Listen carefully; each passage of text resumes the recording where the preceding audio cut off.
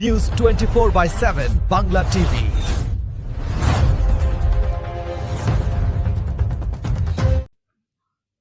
গত 2026 ফেব্রুয়ারি মাসে দীঘার সমুদ্র সৈকতে একটি শোভাযাত্রার আয়োজন করা হয়। এই শোভাযাত্রাটিতে উপস্থিত ছিলেন আচার্য ডক্টর গোপাল ছেত্রী, ছিলেন ভবা পাগলার জ্যেষ্ঠ পুত্র সঞ্জয় চৌধুরী, শিক্ষাবিদ দেবানুদাস মহাপাত্র, ঘট বহন করেছেন আচার্য ক্ষেত্রীর পুত্র শশী ক্ষেত্রী, ছিলেন স্বামী দয়ানন্দ, অরুণ ঘোষ, শ্যামল দাস এবং হাজার হাজার ভক্তরা এই শোভাযাত্রায় অংশগ্রহণ করেন। এই শোভাযাত্রাটি প্রথমে সমুদ্রবক্ষে ঘট ভরে, তারপরে সমুদ্রে আরতি হয়। এখানে একটি অভিনব অনুষ্ঠানের আয়োজন করা হয়। এই ঘট পূর্ণ করা হলে মন্দিরে ভবা পাগলার নিয়ম অনুসারে মহাপুজোর আয়োজন করা হয়েছিল। ভবা পাগলার সারথি গোপা ঘট পূরণ অনুষ্ঠানটি ও সঞ্চালনায় ভবার পৌত্র সঞ্জয় চৌধুরী ছিলেন।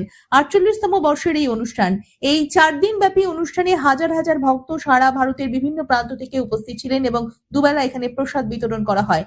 এবছর এই অনুষ্ঠানে উপস্থিত ছিলেন বাউল সম্রাট পদ্মশ্রী পূর্ণ দাস বাউল, দিব্যেন্দু দাস বাউল সপরিবারে, বাংলার অন্যতম শ্রেষ্ঠ লোকগায়ক সত্যরঞ্জন মণ্ডল, আন্তর্জাতিক খ্যাতিসম্পন্ন বাউল গণেশ রায় ও বলাই ঘোষ বাউল, ভবা পাগলার অন্যতম শ্রেষ্ঠ গায়ক দীপঙ্কর চট্টোপাধ্যায় এবং আরো অনেকে। এখানে অনুষ্ঠিত হয় একটি নৃত্যানুষ্ঠানও। এই উপলক্ষে দীঘার স্টেট জেনারেল হাসপাতালে রোগীদের প্রসাদ বিতরণ করা হয়। প্রসাদ বিতরণে ভূমিকা ছিল ঋতিক। প্রসাদ বিতরণ করা হয় মৃগেন ভৌমিকের তত্ত্বাবধানে। মেডিকেল ক্যাম্পেরও ব্যবস্থা করা হয়েছিল এদিন। Bureau report 24/7 Bangla TV.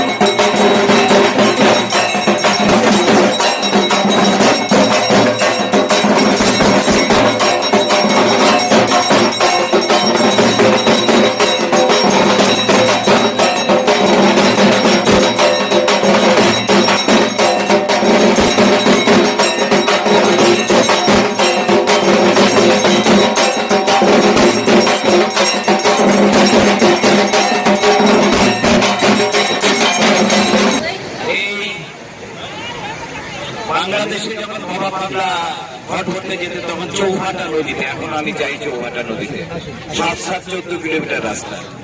ওখান থেকে আসার পরে কালনায় আসবে ঘট ভরতে তখন ওইখানে এখনো চলে যে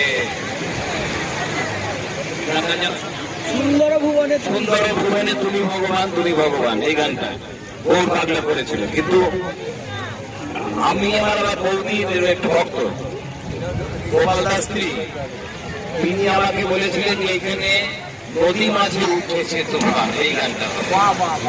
সেই থেকে এই গানটাই এখানে হয়।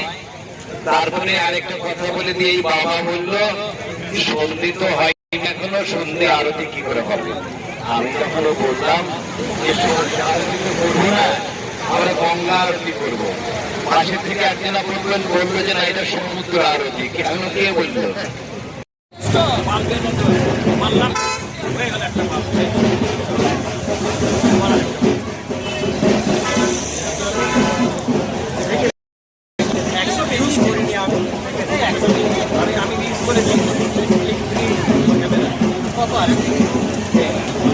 আমার